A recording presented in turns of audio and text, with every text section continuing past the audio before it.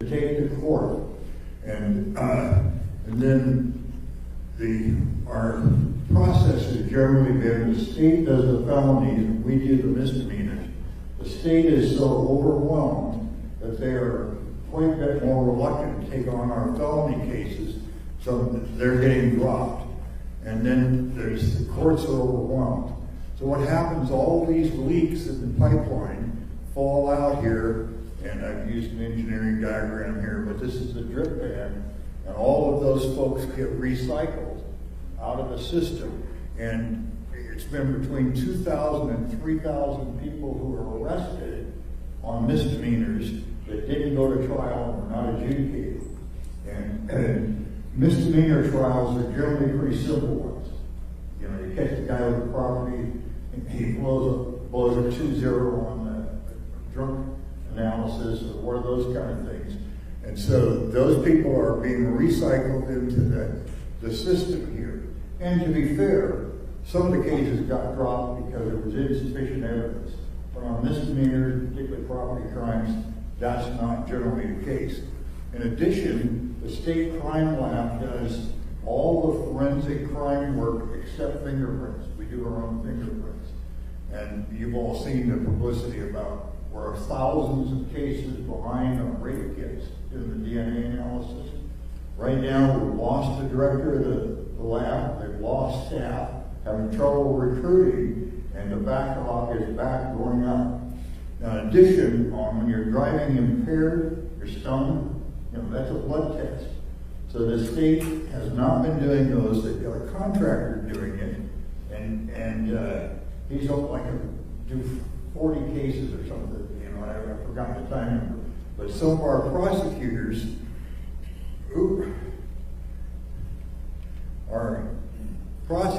here have waited 8 months for the blood test to come back on the driving impaired. Guess what that person is doing?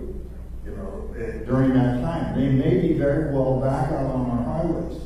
Police have busted people on shoplifting. They've arrested him for the 3rd time, and he hasn't gone to trial on the first one. So all the progressive penalties for being a repeat criminal, we're not getting a chance to get out. So, and then in the 50-some years I've been here, there's never been a time when our capacity to treat mental health and substance abuse issues has been so low compared to the demand.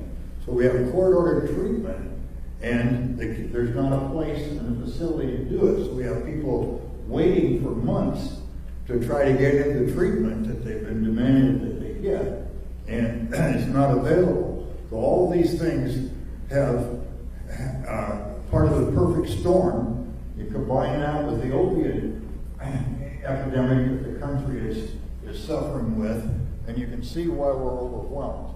So what I've been trying to figure out is, how can we get the resources to deal with these issues? So I proposed a 3% sales tax for 6 years. And voters must approve it. It's a high barrier, 60%. And I put the time limit in there because we don't know what the future is. I don't think personally the state's going to get their financial house in order. We're going to have to pick up more of the felony prosecutions and the treatment piece. Hope I'm wrong. Many times I spend a lot of time hoping I'm wrong. So that's it.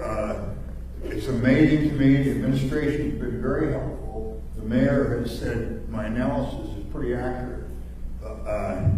But the revenue this will produce, I was thinking was going to be about $90 million a year, and I want to put half of it to property tax relief. Now the mayor is telling me it's probably going to be $110 million a year, and I'm thinking now about maybe putting 2/3 of it to traffic or property tax relief, or making it just a seasonal where we catch the tourists. I'd like your input. And thank you. Yeah, and where is that going? The seasonal tax. I'm not hearing any more about that. That's one of the main reasons I'm here. I'm trying to figure out how to stay in Alaska. I'm on a fixed income, and I'm not hearing anything about a seasonal tax. And the people that I'm talking to and say they can wait for after tourist season for high budget items. Yep. So where is it? We'll talk about it later.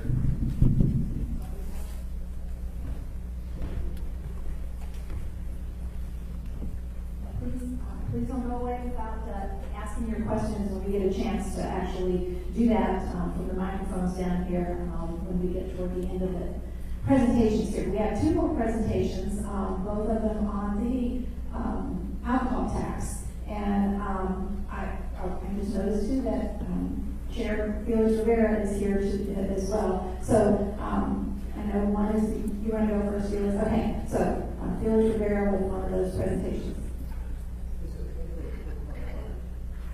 What's fresh in our mind right now, we may have questions on that. If we go on to another presentation, we may not be fresh on this. So perhaps the Q&A should be structured in such a way so we can have an opportunity to address a specific presentation before the next presentation starts. Mr. Chair, did you hear my... I did hear your suggestion, thank you. And so what I would say is if you think that you have a question and it might escape your mind, that I think Mr. Dyson would probably make himself available to answer any questions at this time. But we just have less than 10 minutes of presentations. I'm going to try to be brief. I hope Mr. Wellison will try to be brief. And then we're going to get straight to testimony. Well, Mr. Chairman, this is a recorded public meeting, correct? Correct. Okay, so if we go and talk to our Assemblymember Dyson, we're not going to be able to get into the record. You can, after you talk with him, put his response into the record or ask him to do so. Thank you. Thank you. Okay, I'm going to start my timer, but I'm going to try to be quicker. So, I, along with Assembly Members Forrest Dunbar and Austin Quinn Davidson, have put forward a 5% alcohol sales tax. And that is about the only thing that makes it similar to the last sales alcohol tax that the voters did vote down in last April. After that, we really listened to the community and we decided we're going to really focus in on three major areas here. We're going to focus in on public safety because as Mr. Dyson has stated, and he's correct, and the mayor is correct, public safety is a huge issue, and we're not done yet making the investments that I think we need to make in regard to public safety. But we also looked generally at structure of what are some of the other issues that aren't getting adequately funded right now. And so those other two issues are domestic violence, child abuse, sexual assault. That's sort of one of the three categories for dedication. And then the third issue is substance misuse treatment and behavioral health treatment. Those three issues we know aren't getting addressed. And some combination of funding for those three issues, Forrest, Austin, and I truly believe is going to make a huge impact on the lives of residents of the municipality throughout our municipality. So aside from that, we've also put it as part of our ordinance and will be on the ballot proposition that those three dedication sources are going to be in the charter so that the assembly, whether it's this assembly or any future assembly, we can't mess around with that. We have to go back to the voters in order for them to change those three dedication sources. And then aside from that, we did put it in the ballot proposition that this would require a 50% plus one vote. And we did that because there's clear court case, a law that says we can do that. That is how the charter should be interpreted. It just hasn't been changed. Lastly, because I missed this, this would raise approximately $11 to $15 million annually.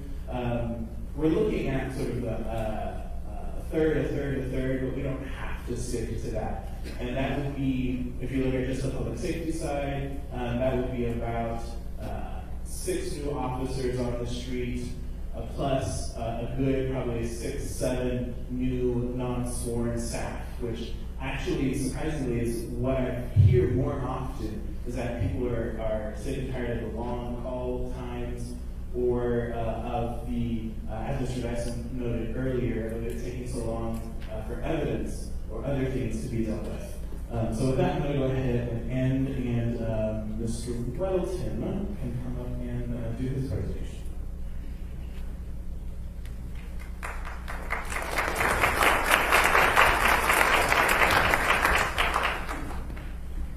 No, it's policy.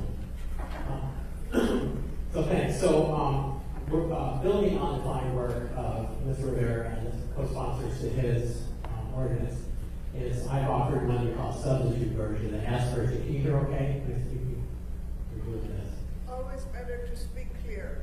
Okay, thank you for reminding me. So I will try to speak clearly.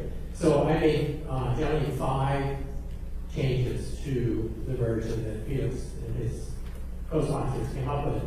And the first one is that it removes public safety from one of the approved uses of the alcohol tax. The next one is the alcohol tax will start out at 2% and will only go up to 5% as we have projects online that need that. It can never go over 5% without another vote of the people. It also specifies that none of the projects we would do using the money would take, we would never fund more than 50%. So if we fund the operations of a recovery center, we would never fund more than 50% of it. If we build a new emergency shelter, we would never pay more than 50% of that.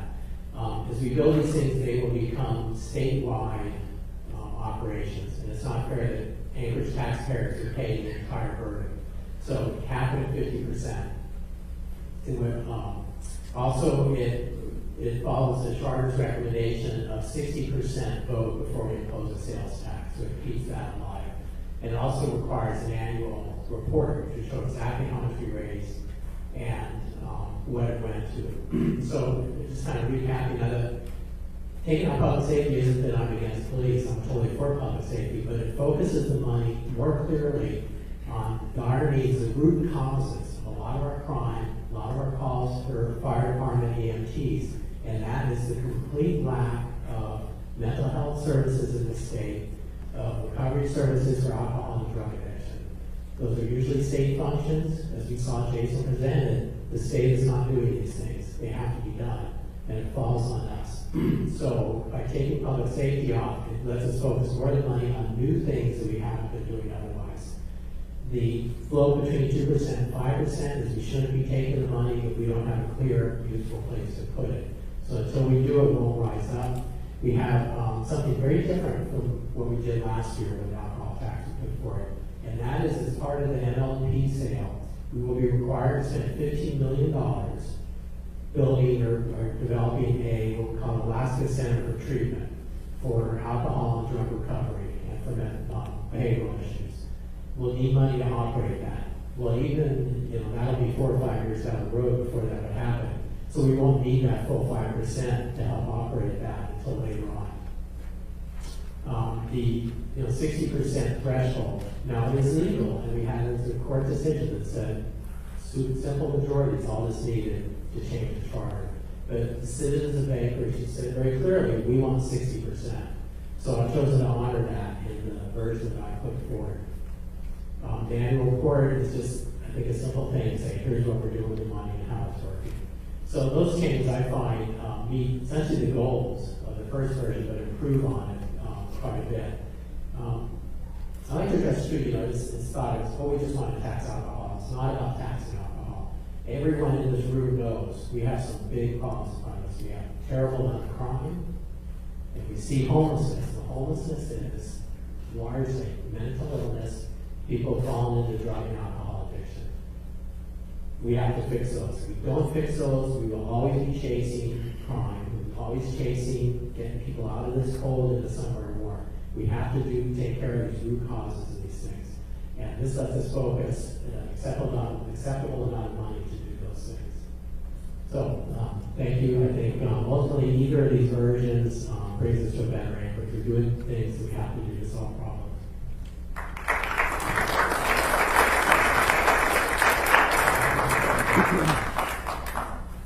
All right, so if I can have Assembly Member members join us up here, please. So, before I start public testimony and discussion portion of our evening, I just want to remind everyone that you will have 2 minutes, and any questions asked will be answered after the close of public testimony. Although not one of the Assembly-sponsored proposals currently, I want to give a representative from the Project 20s group an opportunity to kick off the public testimony and inform the public of this president-led effort by providing a short 3-minute testimony. So if everyone interested in testifying can either line up at one of these 2 mics or come up to the front of the room, that'd be great. So who is the Project 20s representative here today? Do we have one? I thought we would. All right, well then we'll just get started.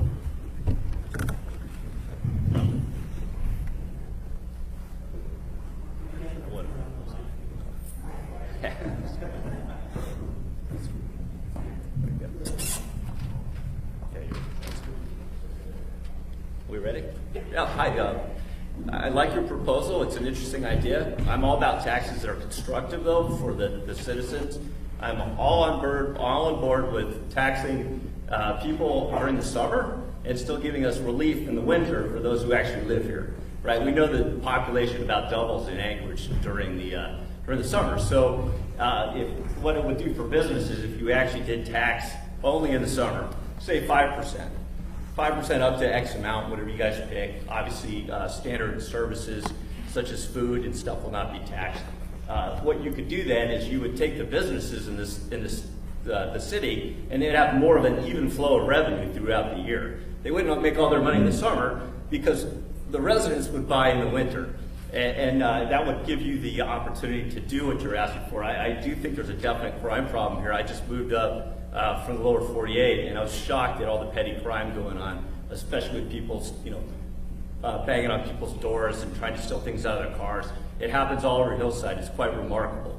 I'm well armed because of that, but that's not a solution for the whole city, and I get that. So I would encourage you guys to think about government when you want to spend money. Do it in a constructive way that uses other resources. So you're not taking it out on the person who's stuck with only his dividends or is really just paycheck to paycheck. The property tax continue to increase thing is going to be a big deal for people that are locked into a fixed income. And so you guys need to really look at that. So I am actually regrettably in favor of a sales tax to mitigate some of that so that you can kind of cap off the property tax. Because you can't just keep raising you'll tax somebody right out of their houses, and that happens quite a bit as cities get bigger. So I thank you for your time. I think it's an interesting proposal, but I'm going to vote no on it the way it is right now unless you change it to a seasonal. To me, it's all about seasonal and not punishing those who live here throughout the year. Thank you. Thank you, Ken. Oh, sure. Sorry. I live up on Hillside. My name is Paul Perkins. I moved up about 1.5 years ago. Happy to be in Alaska. Thank you. We're glad to have you. Generally, if everyone can just start by giving us your name, that'd be great. Thank you. My name is Dan Page. Appreciate the chance to talk to everybody today. I'm a big picture guy. So, as a big picture guy, what you guys are asking us, you're asking us to change the charter by an amendment, as I understand it. Now, I'm a little confused on Mr. Perez saying he can do it with 50% when the charter says 60%. But on the money point of view, and I appreciate the chief's briefing, I had some questions looking at it online, but what it looks like it comes down to me as a big picture guy is the $16.5 million the state didn't fund us. We knew that back in June or July when the state was done. You guys passed this budget in what? September, October? Where was this 16.5? Because as I look at it on slides, the projected revenue and the projected budget are pretty close to each other. They're actually all about 10 million. But where was this 16.5 that we knew the state wasn't going to fund for the school debt reimbursement? Why isn't that worked into the budget? As I understand it, that's what we're trying to pay for by these amendments to the charter to increase the tax cap. So moving to that, I support Mr. Dyson's tax. I wouldn't mind the seasonal thing, but I'm all for what Fred's got. When it comes to the alcohol tax, I am not going to vote for that. Well, I voted for it last time. I voted against it. I will vote against it again, but We have been there and done that and didn't get the t-shirt. The people spoke, the people voted, and we voted no. So we don't need to go there again. One thing with Mr. Perez that I do agree with, you can only put one item on the ballot. We can't put more than one, or they'll all get shot down. We've already got a big school bond going on there and everything else. So we got to figure it down to one. I agree with you on that. But when it comes to the alcohol tax, how many bites of the apple do we get on this thing before we decide that the people don't want it? And then I'd really like somebody to explain how we go from 60% that the charter says, it says 3/5. How do we get to 50 plus 1? That's a big difference. You might get 50%, but you're not going to get the 60. Yeah, okay. That's pretty much what I got. Okay, thanks. Thank you. And I just want to, for the public, my name is Felix Rivera, and I think you might be confusing me with my colleague, Henry Perez. Sorry. Yeah.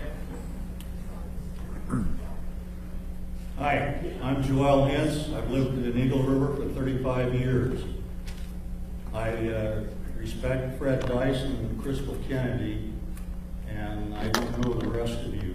I do have a question, though, for you, Jason, and for the other members of the assembly. One, did your fathers and mothers teach you to balance a checkbook? And what I see here, all I heard, I talked to the mayor before, and all I heard was a balanced budget. Well, you know, what happened when you didn't have the money to spend when you were a kid? You needed $15 and you had 10. You didn't spend $15. And the way I see it, this thing with the balanced budget, Jason, is just funny math. You know, you make it manipulated so that it works. Okay, I'm for no taxes. I don't want any taxes. You spend the money that you've got, and then it's over. If you don't have the money to spend on 6 new cops, then you don't hire 6 new cops. If you've got 20 too many cops, you get rid of 20 of those cops. You know, the firemen, I tend to put more weight on them, but we've learned what happens with the schools when you pay them more money. I'm saying no money for these opioid kids, is that the right term? We paid $4 million, if I remember, for opioid kits for the people that are having drug problems.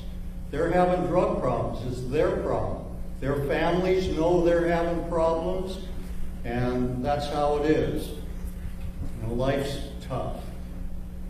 The homeless shelters, we see what's happening in Seattle with paying for these guys to be taken care of. If we stop paying for them, and yes, it's cold outside, they're going to leave.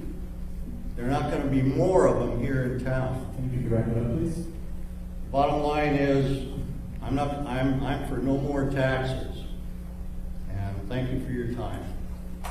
I'd just like to say, with my proposal at least, if you want the crime situation to be about the level and our response to it that it is, vote no.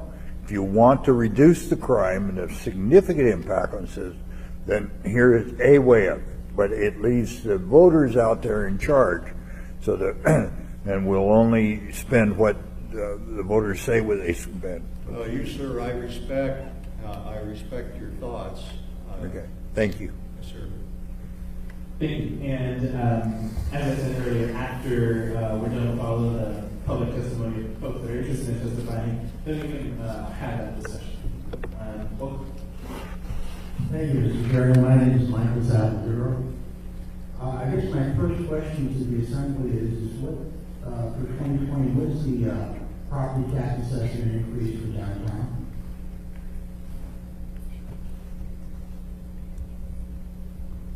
Let me ask another question. For Assembly District 2, what is the property tax assessment increase for 2020? Those two questions need to be answered. Okay. Number 3. In terms of ratio between crime, between Assembly District 2 and the remainder of Anchorage, what is that ratio? We believe in Assembly District 2 that we have a demonstrably less amount of crime than the remainder of Anchorage. So why should we bear the burden of paying for that crime? I submit to you that's misrepresentation and potentially unconstitutional. I can go on, but I won't. Thank you.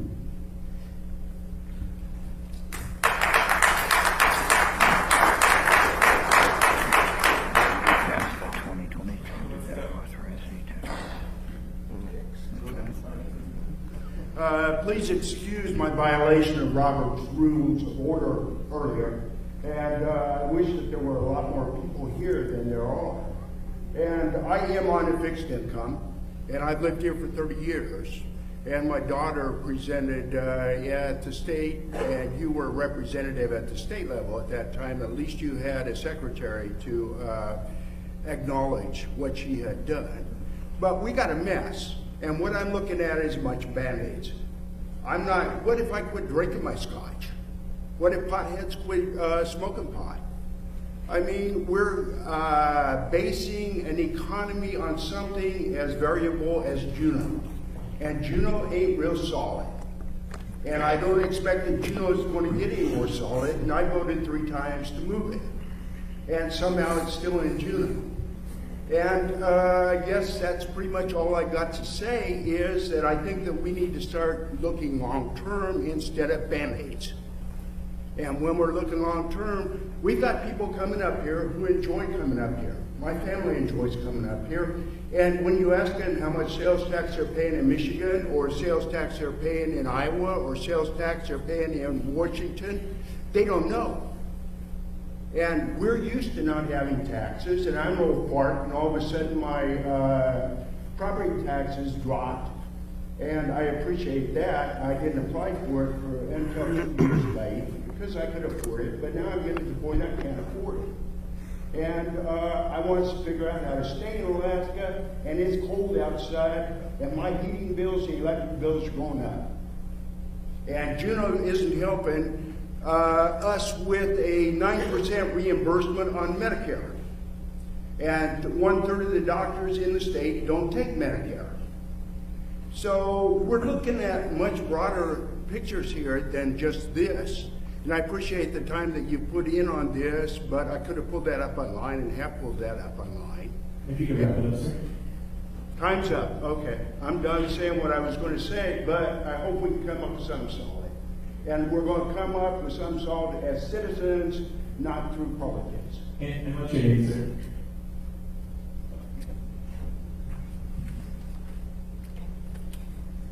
I'm Helen McGaugh. I've been in Alaska 44 years. I'm a registered nurse, registered in the state of Alaska for 44 years. And I've worked in almost every community in the state except Southeast. And I commend each and every one of you for recognizing that each of these problems you're identifying are a mental health issue. Homelessness, crime, drug abuse, alcoholism, those are mental health issues. We yanked the bottom out of it when API went from 400 beds to 100 beds. Communities out there are trying to deal with psychotic people, and they have no place to put them, no place for them to go. So they have to stay in the small community. It's a crisis, and it is a mental health issue. As far as taxes, if there's going to be any tax at all, it's got to be equitable to everybody. And that the only way to do that is a sales tax. So I appreciate the comments and the work that you're doing. Jason, that was a phenomenal presentation on the budget without even using notes. That was really great, but we've got to address the mental health issue across the state and the resources that are there. And from what I've seen with these special taxes and increments we've done each year, there's been no accountability. There's been a lot of kumbaya, touchy-feely programs that aren't getting results. And how are we holding these programs accountable to show the results? Thank you very much.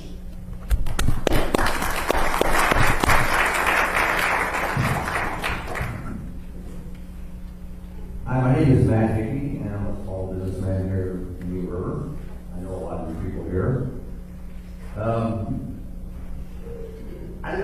let that lady know that she's already paying the sales tax, doesn't even know it. We have a thing called an inventory tax. I don't know if you ever heard of that. It's called the personal property tax. Have you heard of that? I have to pay that as a business owner every year on January 1st. Whatever my inventory is, I gotta pay 1.5% of that inventory. So, who is paying for that? You. That's in your, so my point is, with Fred, I understand, I respect what you're trying to do. The only way you'll get me on the 3% sales tax, if you get rid of the inventory tax, personal property tax. I'm not doing it twice. I'm not gonna do my accounting twice for you people, I'm not doing it. Not if I go to jail, but you know, whatever. Or leave and move to Wasilla with my business. So, I understand you got a shortfall. We can debate that all day long, why the shortfall is there. You know, we're in a recession. I closed one of my businesses in Anchorage. I lost $300,000. I'm still alive. I had to cut staff. I hate doing it. It hurt. Why can't anybody else do that in government? I don't understand. And I guarantee you give me your little, I call it profit and loss statement.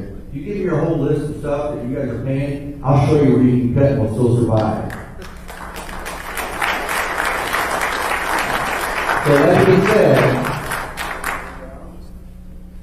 please look at this really closely. I really feel like this is such an anti-business community anymore because of the way you're taxing small businesses. And we got to get it figured out. We really do. So thanks for your time.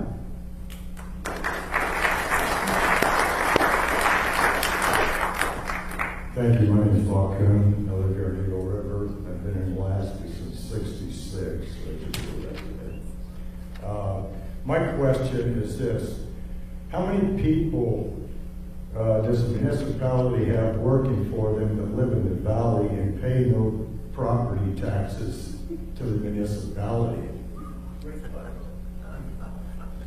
1,000. There's $60 million going out of your income, your tax budget to the valley, and those people are contributing not even to their own wages. Elected police cars coming out here and shooting the act that we're paying tax dollars for somebody to drive out here and park it out here in a parking lot, take his own POV and go on home. So we're paying gas for him for 20 miles on back into town. You guys need to back where city buses run around with one person on it. You need to look at those things before you come looking for more money. It's there. Just spend what you got wisely. Thank you.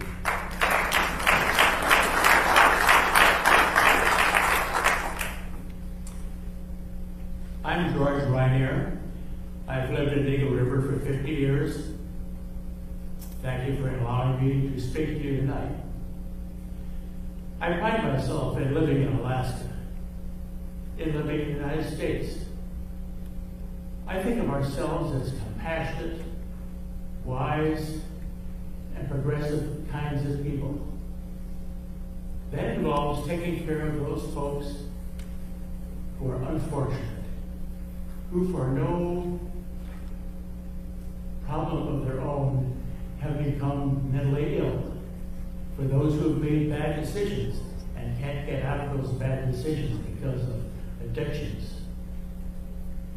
I believe we owe it as a civilized people to look after these folks, to help them out, and only working together can we do this successfully. I belong to an organization called AFAC, which stands for Anchorage Faith and Action Congregations Together.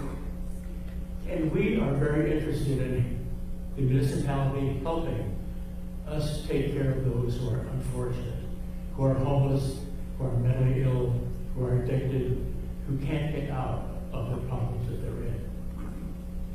For that reason, we support, and I support, the alcohol tax. It's a tax which will provide needed services for people who can't find a place to stay at night. This very night, my wife is taking care of homeless people And the Central Lutheran Church opens up their church every Wednesday night for homeless families. We're involved with this, and I think we have enough money communally to do the right thing. Thank you very much.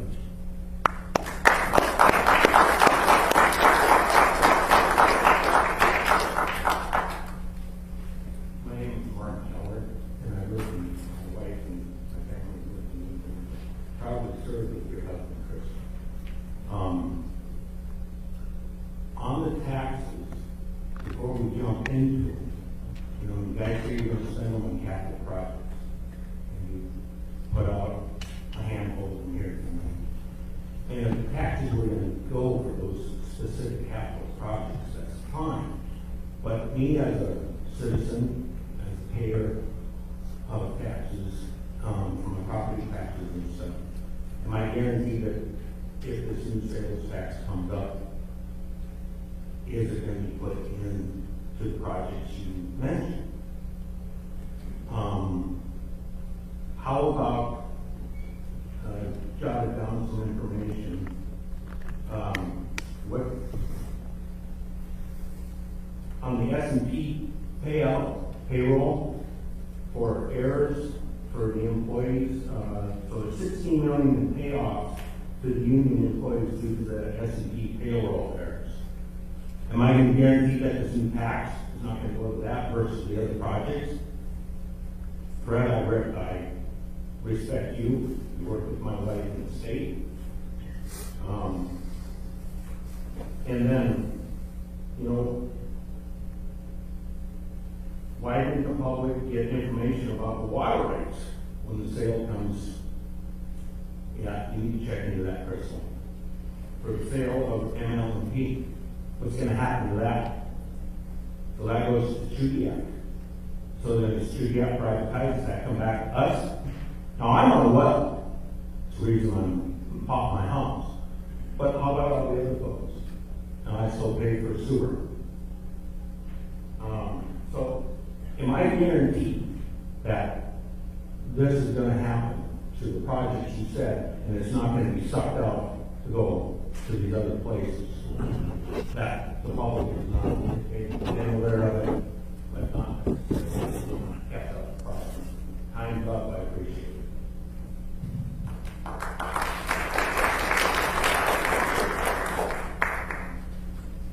Hi, my name is Elizabeth Stevens. I've been here for 19 years and I'm a progressive business idealist. My thoughts are, for those who don't want to pay taxes, have you ever thought that for all the services you'd have to volunteer for everything the government can't cover and pay for? So if you're not willing to volunteer, you got to put it in somehow. All right? Next thing is, other problem with opioids is mental is the big issue, but pain. A lot of people get on to drugs because they're in a lot of pain, from injuries or the depression pain. So we need to look into that. We have another problem with our drug epidemic, and how we can maybe change the way we work with people, whether it's not really a mental issue, it's more maybe they're seeking it for pain. So we need to look at, okay, what is there, maybe gym resources we can connect them with to relieve them of pain, rather than to get them off the drug. So that's another area I think we need to look at. And then my question was, do we have a cigarette tax, and are we going to consider one? I know in the past we had one. And then what is the percentage for marijuana taxation? Thank you.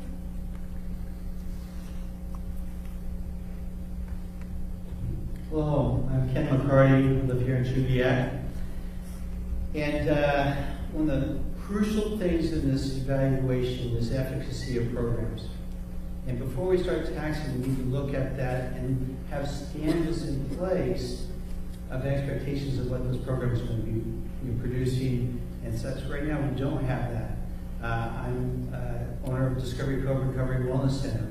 I'm say this, but I'll say it anyways. I'm a trustee of the Mental Health Trust and very involved in state mental health issues. And on a statewide, we don't have anything like that.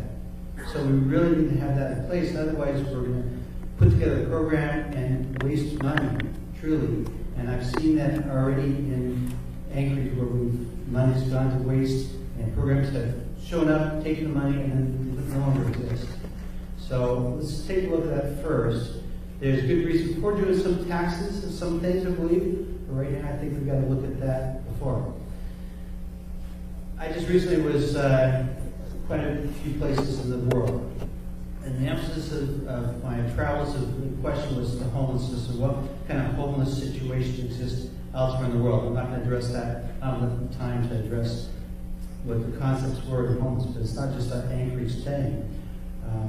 There's a program, another piece here, that's done in Phoenix. A number of us from Alaska went down there just recently, called Crisis Now. And we really need to implement that because one of the big things about Crisis Now, and we had people from Anchorage PD down there, and it showed that, I don't know the percentage, but it's a high percentage of calls in Anchorage go to mental health issues that could be diverted to these PET type teams, these special crisis centers, which would be less funding needed for that. And if we start something with that and then evaluate things, I think that's the better track to look at. Okay, thanks for your time.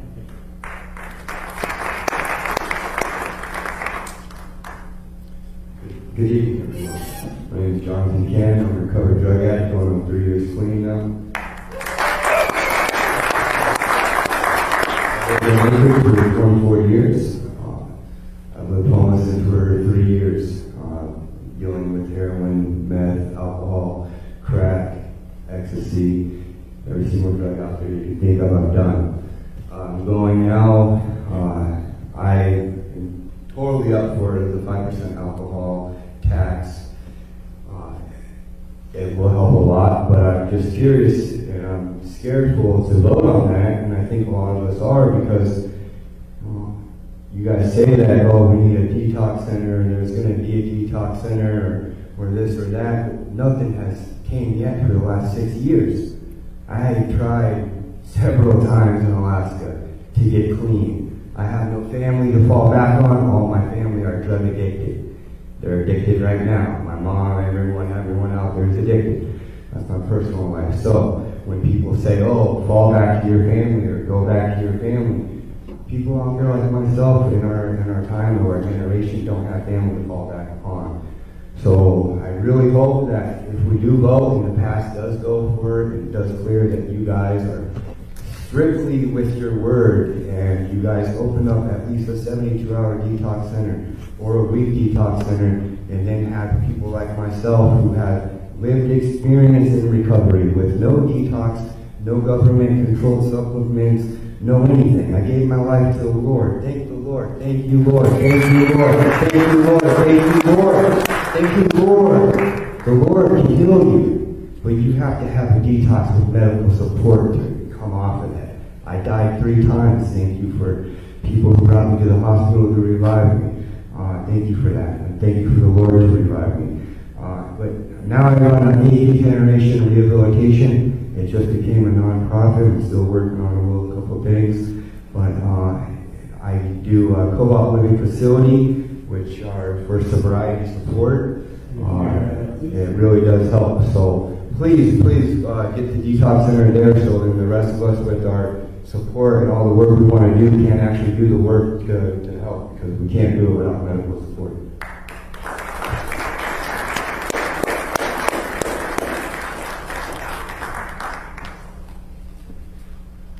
Hi, my name is Morris Pickle. I've lived here for 30 years.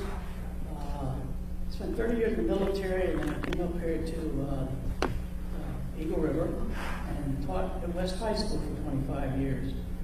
I've seen some of this stuff, but I've always had a question that I read a set of books when I first got here by William something, but I forget his last name at the moment, stage fright.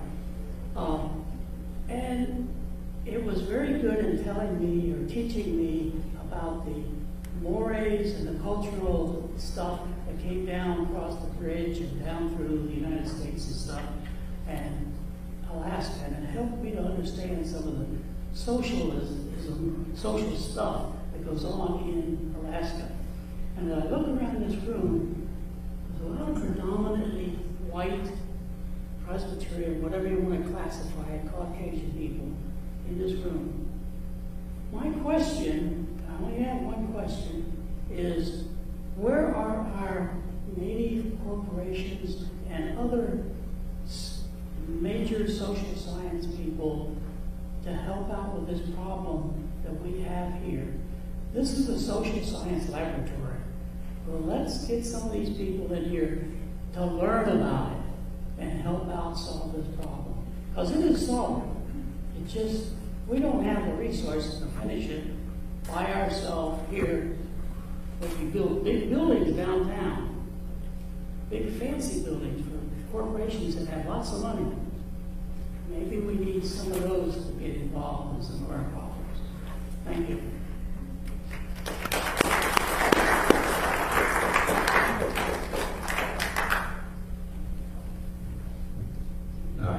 My name is Dave Cabot. I live out here in Eagle River. Lived in the Chugach Eagle River area since 1974. I'd tell you how many years that is, but I can't count that quick, kind of thing.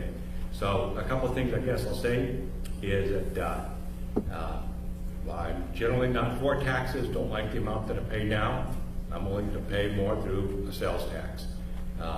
Kind of thing. I would like to have a sales tax that did have a sunset on it, that if it was used right, then that would good, people would re-up it kind of thing. But if it didn't, it shouldn't be out there for, for on and on, because governments are known to kind of spend a lot of money if it's available to them.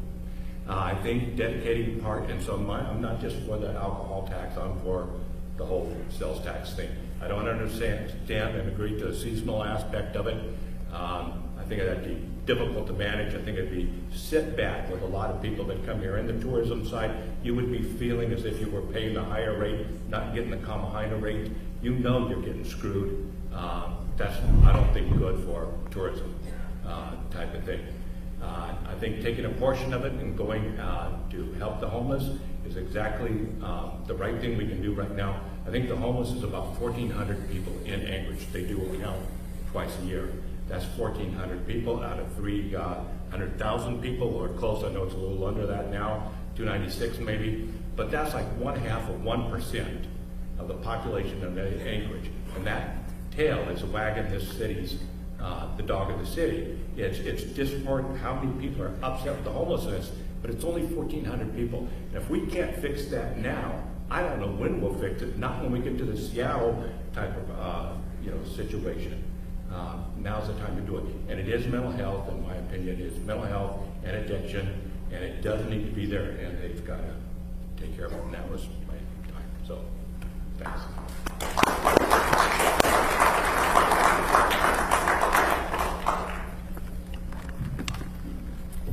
Hi, my name is Jennifer Bundy. I've lived here in Eagle River since the early 90s. I had a couple of questions. You posted the response time for the fire department for Anchorage that said our Chugach Eagle River Fire Department was different, but didn't ever say what the response time was for that. So I just wondered if that was the same or a different number.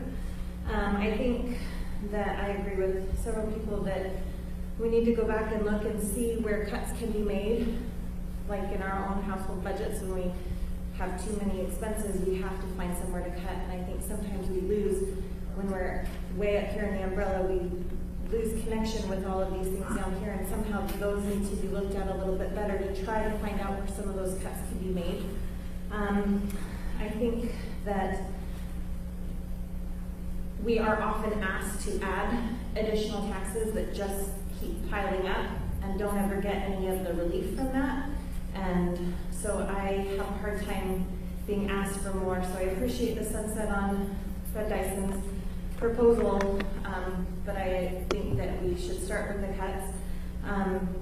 I also know that there's an $80 million school bond that's coming up, and I have some serious concerns with that, being as a more than half of it is for the Chugiak Eagle River area. I don't think it's needed. I think that there are other alternatives that have been presented, and making that whole new debt is not needed when we can use the facilities that we currently have. Thank you.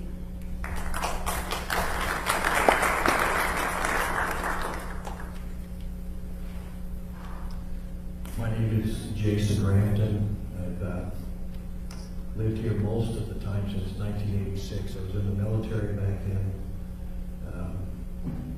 retired from the Air Force, and went into private practice as a dentist here in town, and I just recently retired. So now I am a retiree, and it feels good. I've always lived in a way where I've had to pay for my way as I go. I was raised that way. You can't spend money that you don't have and expect to thrive. You just have to do that. You have to spend within your budget. As I see these taxes coming down, I love Fred. I've known Fred for years. But we can't spend money that we don't have. We can't keep taxing people for money that they don't have. You've got people out here that are on fixed incomes, and people that are young and getting started in life, and you have all these taxes that come down on you. You're talking about a 3% tax or 5% tax, and you're talking about all these other never-ending taxes that are coming down on them. And we're driving people out of the state. We're driving businesses out of the state. That's part of the reason that we love this place. We love Alaska. We want to stay here. I want to retire and stay. I want to plant myself right here in Alaska permanently. But we can't keep taxing us. We can't stay. So I guess that's the thrust of my remarks. I'd agree also with what Mrs. Lundy said in regards to the school bond. That's going to create another tax. $80 million bonded. It's going to be hanging around our necks for the next 20 years. How can we afford that? I'm good conscience. I can't do that in my own life. I can't do that in my own budget. As a business person, I couldn't do it in my business. There's no way in heck that we could do that as a municipality. Expect to be doing what we should be doing. If you could wrap it up, sir. Thank you. I appreciate the time. Very appreciative. Thanks.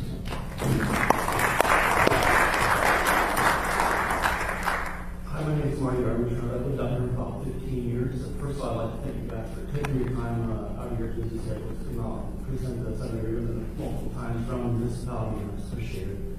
I'm the parent of two teenage boys, and many times on Friday night, I'm greeted at the front door with a handout saying, "Dad, I need some money." The first thing I say to them is, "How much are left for?" I feel like if I were to just throw them $50, they would probably go out the door and spend all 50 of it and not think twice about it. If I were to spend them $20, they would do the same. So I tend to make them tell me exactly what they do. Well, Chugiak and Eagle River playing hockey, the max, and it cost me $5. Okay, $5. Like have $5 for a bag of popcorn. Okay, $10. I give them 20 and say, I expect change back. The proposal that you put out, and I'm not trying to get into deep math, for 6 years, about $600 million of revenue being generated. And the proposal that you are giving is over the same course of time, we could give out $90 million. That's a whole year's budget right now, right? At $530 million, give or take, difference over the lifetime of this. I'm not a fan of more taxes because I do feel as though, just like my kids, if I just give more money, we just find more ways to spend it. However, I understand it takes a lot of money to run a city, and municipality such as our own. But if I had here's how we plan to spend it, then I may be more inclined to vote for a sales tax or additional taxes. I'm not feeling that coming out tonight. And so, I wouldn't be in favor of voting for a sales tax right now. But if you could tell me what you plan to spend it for, Mr. Rivera, your proposition said 6 police officers and 6 to 7 non-sworn people. That's fantastic. I can justify in my head whether or not I'd like to spend 5% on my bottle of scotch to pay for 6 more officers for public safety or not. But I want to know where is my money going if I vote for this. Thank you.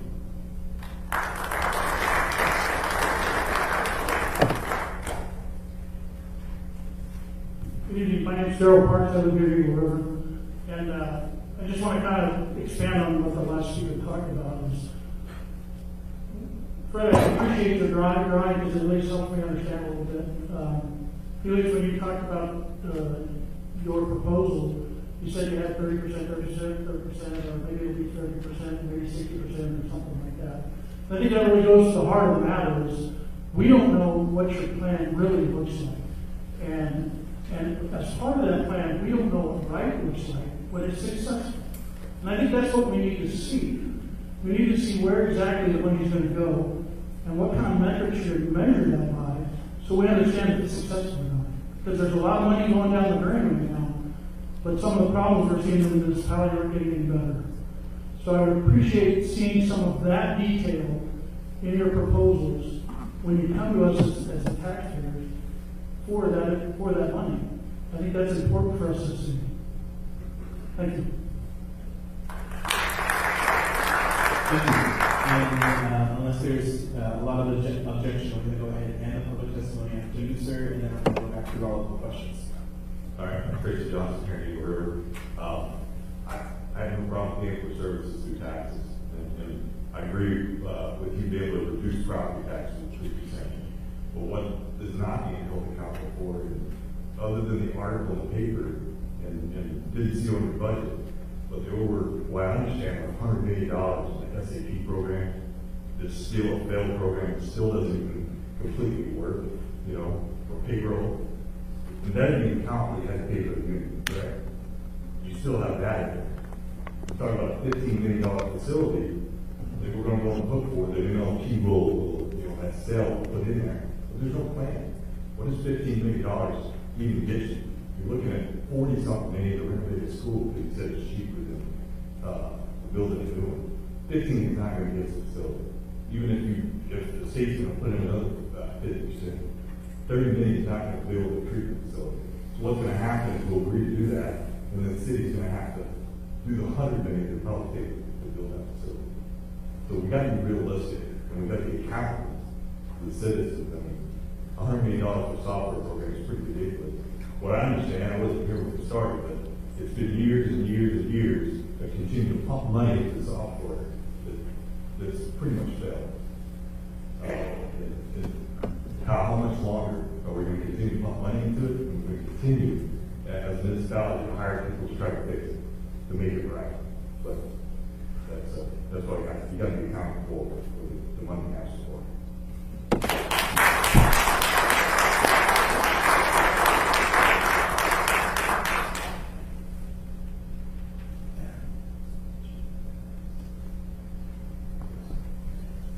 All right, so I'm going to go back through the questions, and I'm going to start with the first question I have is regarding the school bond debt reimbursement.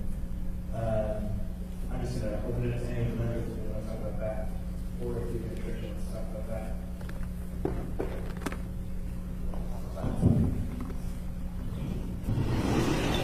But it is a point, somebody made a point that the school bond debt reimbursement wasn't shown in the municipal budget because it's not working out in the school budget. It's an odd thing. In Anchorage, there's 2 fight funds. There's the municipality and then there's the other fight fund that's the school district. And that fight fund will be paying for that. So that's why it wasn't shown here. Right, the taxpayers are paying for all of it. And that's why it's not part of what you see here. We're the MOA fight fund. And Dean is still here. Dean is the ASD fight fund.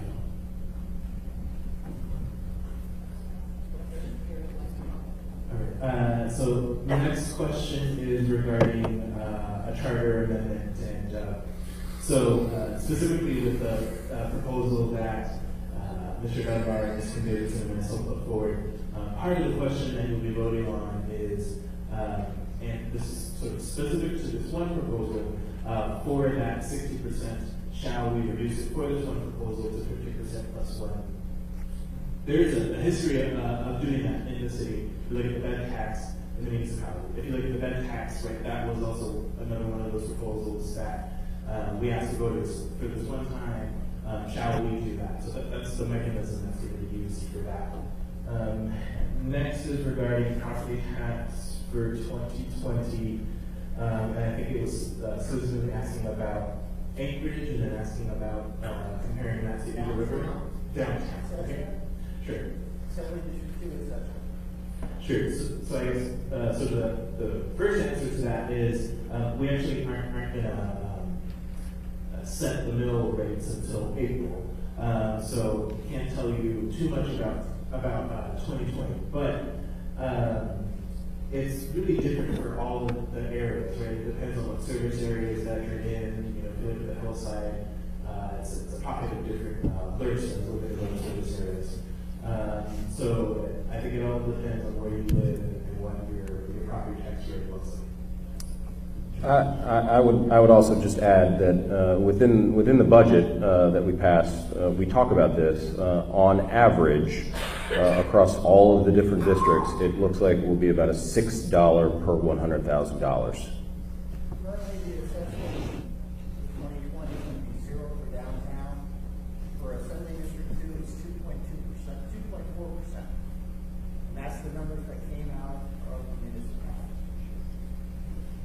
You know, I would say, I think if you give us Jason or Richard your contact, that information can be got. We just don't have it here now.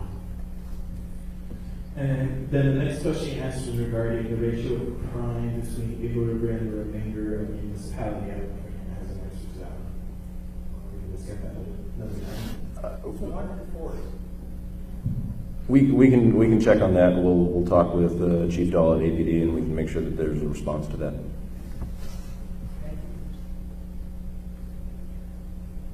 Let's see, just going through.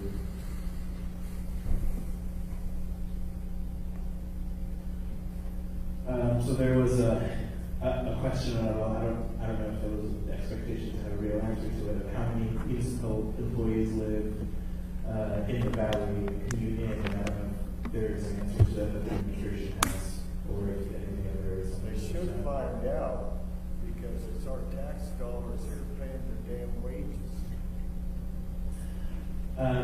Yeah, I guess if to just opine, there are thousands and thousands of residents who travel in every day from the valley to, unless they get pulled over or any other way, they don't insignificantly pay for the services of the municipality.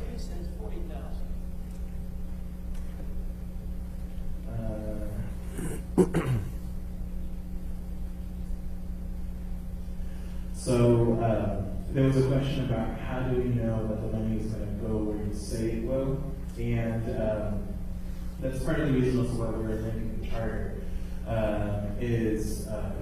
When you put it in the charter, it adds another layer of security of where the money will go.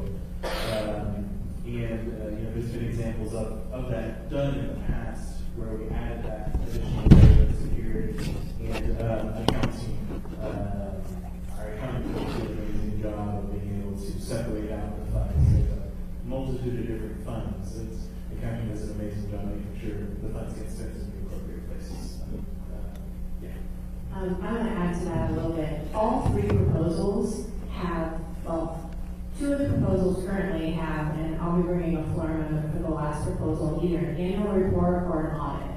And I think that's fantastic because these are dedicated funds, so you will see how those funds are being spent on an annual basis before we do the next budget, and I think that's key.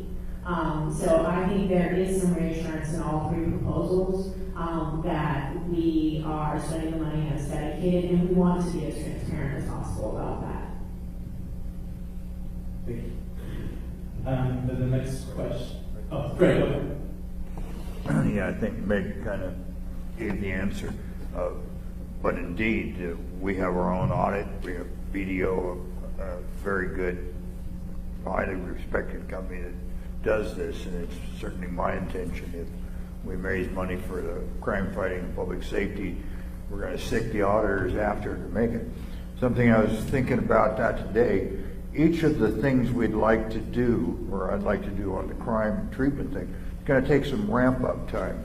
So we're going to have the big chunks of income, and maybe you can help me brainstorm this, but I want to structure it so that the money that doesn't get spent the first year when we're getting ramped up, it can't be carried forward a long ways, maybe 18 months or 20 months or something like that.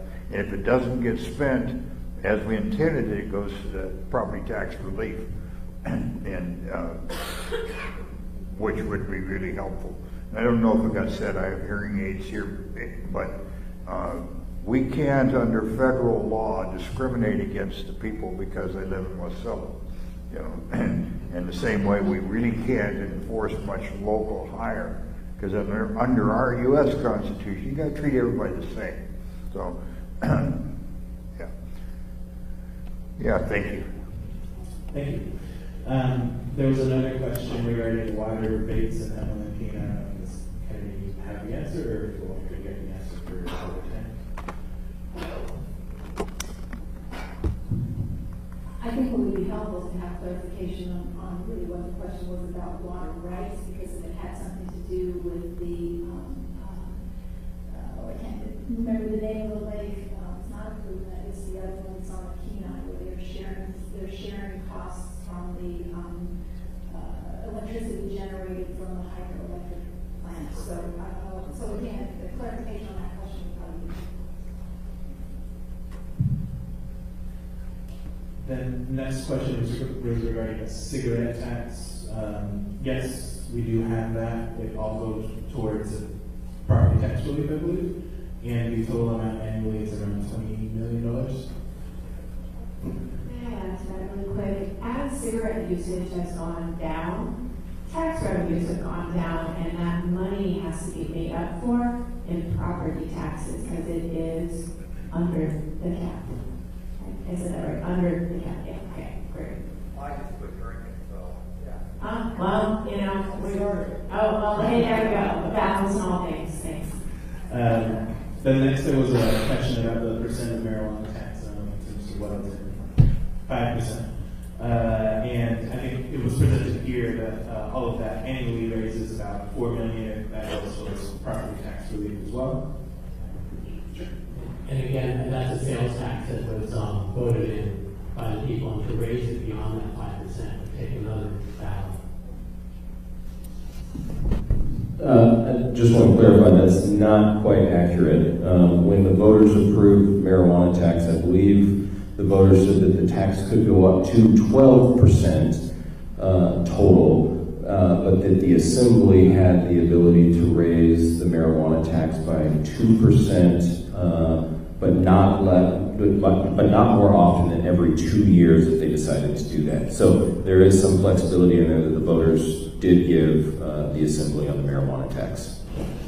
Okay, what he said. Thank you. Next question was about a detox center, and there are very detailed plans about what we need to do in order to bring the Alaska Center for Treatment into reality, into being. I don't know if the administration wants to talk about this, but we have detailed numbers about how much we think it's going to cost, what the phased approach would look like, how much we think it's going to operate in capital end. On the question of sort of when it's coming, I think we have asked the state historically to assist in paying for this, and they have not. And so I think that's been sort of the biggest reason why it hasn't come yet. With the combination of things, the $15 million from LNP, the $40 million from the various for-profit and non-profit organizations, plus either of these alcohol tax proposals, and I also believe Mr. Dess's proposal goes towards treatment.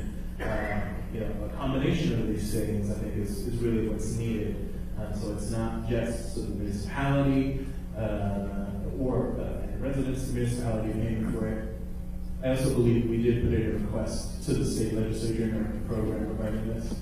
So we're going back to the state and asking them once again, in the hopes that they will chip in. Now that we do have for-profit and nonprofit partners who have chipped in. I don't know if Jason, you want to add more. Then regarding Chudiak Eagle River fire response time, what's the answer to that? I may do a phone a friend. I know the Chudiak fire chief is sitting in the back, so I may ask him to potentially help me with that response. Sorry to put you on the spot. Not at all.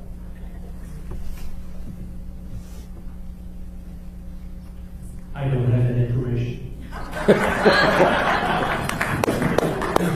kidding. Chief Hedrick and I were just sitting in the back of the room, and there's so many things that we often get compared between Anchorage Fire Department and Chudiak Fire Department, and that's what I just pointed out to her, is that information just does not mean the same thing to us. For me to be able to say we have a 4-minute response time to a cardiac arrest or to a fire, compared to what Anchorage Fire Department gives you as an average, doesn't make sense. Our response area is significantly different geographically, and our personnel are different. So when Chief Hedrick tells you I have a 4-minute response time, we understand the personnel that arrive. When I tell you I have a 4-minute response time, it doesn't mean it's an EMT or a paramedic or a chief or a fire engine or an ambulance. So we don't track that to make it make sense like they do. We did 1,078 calls this year, and we volunteered 65,000 hours, and those people were there in our stations 24 hours a day, 7 days a week to support these communities. And keeping that statistic, it just doesn't make sense for our community out here. Thank you for the opportunity. Thanks. Yeah, and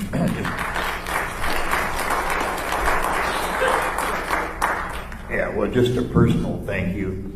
Yesterday, I called the EMTs because my wife passed out, and I suspect they not only meant the 4 minutes, they were already the second floor of my house, and according to the people at the emergency room, they may have saved her life. And they had good tires and a 4-wheel drive rig that made it up my driveway. And I also just want to add, because I think the question was Eagle River and Chudiak. What he was talking about was just Chudiak, and I know our Anchorage fire chief is up there, but I believe that the 4-minute response time that I mentioned also applies to most of Eagle River, all the way basically to the Fred Meyer. Is that correct? Yes, you are correct. Okay. Thank you. All right, then next, there were some comments about the plan, and we need to know the plan. And so I'll let the other two speak, but I'll speak specifically to the alcohol tax that Mr. Novartis and Davidson and I are putting forward. We do have a detailed plan, and we do intend on releasing that plan. What I talked about earlier, the 6 new patrol officers plus the 6 to 7 months one officers, that's really just one part of the public safety dedication. The second part of the public safety dedication is regarding increasing and advancing our core team, which is a team that is in the fire department.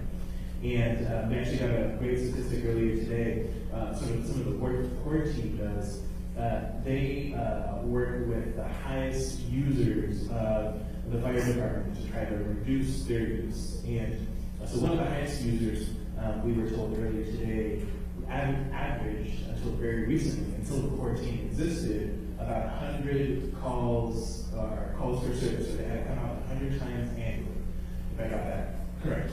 And the chief can correct me if I got it wrong. Through the efforts of the core team, which is right now just one person, that team reduced for that one individual the number of calls for service down to 2 to 3 annually. So significant savings that we are seeing from having this person who can work one-on-one and connect these folks to other services rather than having them use the most expensive service. So that's part I won't go into the rest, but we do have sort of detailed plans for each of these that we will be releasing. I don't know if the other two want to talk about theirs. I correspond with Mr. Littleton on the S version, which is the 2 to 5% alcohol tax. And starting that tax rate at 2%, we're looking at about $5 million a year. And I can tell you that we, in our commitment to emergency shelter for 150 individuals, so we can do camp abatement year round and get them off the streets, we're looking at easily $1,091,000 to shelter 150 individuals. And those 150 individuals, those beds will always be needed. Anchorage will always need that kind of safety net service. We want to add day shelter so folks have a place to go during the day. That's $500,000 per location if overnight shelter exists there. So I think there are reasonably specific things that money can be used for that will have cost savings to things like public safety and the fire department, because we will have people in a place where they can get services, and we will know where they're at. And it should hopefully mitigate the expenses that we have around cleanup with Parks and Rec, and with that are associated with homeless camps, and the overall feeling of safety in our community and with our trails. So 2 or 3 folks here testified that in order to vote in the affirmative on any of these, they want real specifics and hard data about what we're going to do. Should be pretty easy for you guys to find somebody smarter than me to sit in this seat, but it's an impossible target. I do not know, like the police chief does, where are the best places for resources. When I started on this, he said, yeah, we need sworn officers. The highest priority has got to be, right now, is 911. And that's where I'll have to put, because that's the choke point in getting that. I trust him to do that. And and this administration is pretty straight, and they got some very bright people. They can make decisions as time goes on here. Also, it's a changing situation. We don't know what the state is going to do on the treatment and so on. That we don't know how much the troopers are going to be able to continue to help on fraud and white-collar crime. They do all of that. And we get better feedback. It looks like they're going to hire some more troopers. We don't know if they're going to get the crime lab back functioning like it should. We've got to be able to make the adjustments and fill in. We don't know whether the state is going to continue the past pattern of prosecuting the felonies. Those are all moving things that we're not in control of. So we can't be very, very specific and say we're going to put on 9 more officers working sex crimes and so on, because we don't have that information, and it's very much of a moving target. And of course, when you're dealing with crime, we can do some things on crime prevention, but we can't pass a law telling people they got to behave well and not be stoned and be very good parents and so on and so forth. And those things, we didn't invent the opiate crisis. That came to us. And I don't want to be disrespectful, but you all know just intuitively that lots of problems we have in Anchorage are imports. People from all over the state, and some from out of state, come here, and then we have to pay the price for their treatment, incarceration, and so on and so forth. So very good if you could plan it all out, but it's just an impossible goal. That doesn't mean we ought not to be as very responsible as we can and audit it and expect performance, but it's a very tough target. And until you guys get a lot more smarter people than me hired, we won't get the detail that we need. And I will say, sort of in defense of Mr. Dyson, his particular proposal, I think it takes approximately 2 years to get set up. So if approved, I think it would begin a lengthy conversation on what exactly we do, and we would involve the chiefs. Last question, wasn't really a question, but I do want to address it since it was brought up. was regarding SAP. So yes, I think most everyone, probably everyone here sitting on the stage can commiserate and can express their frustrations regarding SAP. I will say that based on recent reports that the Assembly has received, SAP seems to be functioning pretty adequately right now. Actually, it's doing a lot of things much better than the previous system did, saving a lot of time. Initially switched to SAP under the previous administration. They did it because it's going to be more efficient, it's going to save time. And we're seeing that, we're just seeing that $90 million later. And then I would also say in regards to payroll corrections, we are fairly close, if not already, at the same number of payroll errors that we saw in the previous system, which sort of tells me that we've achieved that balance that we want. We're no longer in this area where we look at the graphs and all of a sudden, 1 month there are 1,000 payroll errors. We're getting down back to, I think, a normal rate of errors that any entity, business government could expect to have in their payroll. I don't know if you want to add anything else about SAP. Yeah, go ahead, Fred. Yeah, thanks. I would encourage all of us, particularly people on my end of the political spectrum, to not reason from the particular to the general, and to realize that we can mourn what happened in the past and maybe ridicule it, but you still got to deal with the reality now. Ethan, our mayor, he and I served as freshmen together in the legislature. It seems like 100 years ago, but he said sometimes you got to walk somebody else's dog. It wasn't too long ago to a very respected firm said that the $65 million that had been spent on the past attempt of getting the city's computer system work was wasted. That's got to, I have to use improper words to describe my feelings about that. The errors that were made in the past on the port, I'm very imaginative. I can't think of a single thing that I could screw up that didn't get screwed up in that one.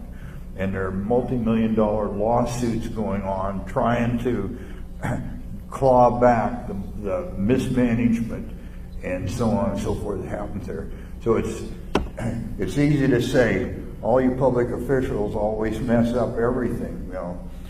I'll accept the responsibility for my kids, but I can't do that for my neighbors. And this administration is being pretty forthright, and they've got some really good people working for them.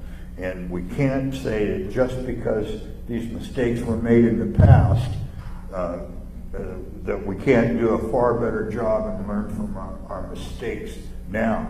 How would you like to be in the Mat-Su Borough with the Port McKenzie and the $1 million experimental ferry boat, and so on and so forth, and but you can't go back and correct things. You got to deal with the reality right now. And yeah, sorry, thanks. Thank you. All right, so I want to thank everyone. We're almost an hour later than we said we would be, but very great discussion. I thank everyone for being here and for attending this town hall today. We truly appreciate your feedback and for engaging in this tough dialogue. We all came here today because we care and we want to ensure future generations of residents of the municipality have as much opportunity as possible to enjoy their lives to the fullest. This conversation today was a good start to a continuing dialogue we hope to maintain with residents of the municipality. The issues we face aren't going to disappear in a year, and maybe not even in 5 years. But working together, we can continue making progress and keep the municipality moving forward. So please continue your conversations in coffee shops and around the dinner table. And then next time we offer these opportunities for dialogue, we hope you'll come back and bring some of your neighbors. 2 final things before we close shop. First, if you haven't yet voted yet, which I don't know where the voting station is. Okay, great. So if you haven't voted yet, please see one of our volunteers and vote on your way out. Your immediate feedback is important to us as we deliberate during our regular assembly meeting of January 14th, to which everyone is invited to attend. The meeting will be in the assembly chambers of the Lusac Library and begins at 5 p.m. Public hearing items begin no earlier than 6 p.m., although we likely won't get to the public hearing on the various tax proposals until around 6:30 p.m. If you can't attend, please email all of us in advance at wwmas@muni.org. Again, thank you all, and safe and warm travels home. And whoever answered the two trivia questions that I have, come up here. I have your gift cards.